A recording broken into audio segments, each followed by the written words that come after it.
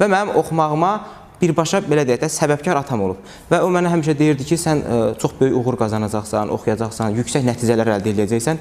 Mən qəti şəkildə inanmırdım. Çünki mənim 8-ci sinifdə oxu vərdişim cəmi 1 dəqiqədə 20 söz olub. Yəni indiki 1-ci sinif səviyyəsində. Və oxuyub, nəyisə oxuyub başa düşməkdə çox ciddi problem çəkirdim. Orada müəlliməm dedi ki, sinif rəhbəri, sən dedi, çox zəifsən, bax, yaxşı oxumasan səni buradan stribitiya sürətindən qovacaq. Və mən hər an deyirdim ki, mən bu məktəbdən qovulacam. Amma papam həmişə məni həvəsdən salmırdı. Çünki müəllimlərin növləri var, deyir, oxudan müəllim, öyrədən müəllim, izah edən müəllim və ən ali müəllim ruhlandıran müəllim.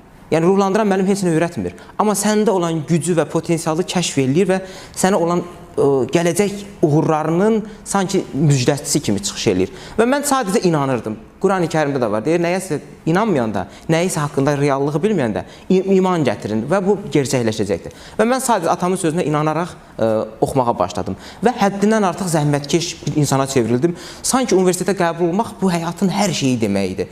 Və mən oxu vərdişim olmadığına görə nə vaxt şeir düşürdü, nə vaxt əzbər materiallar düşürdü, çox sevinirdim. Hansı ki, şeiri əzbərləmək digər mətnləri bilməkdən 10 qat çətin idi.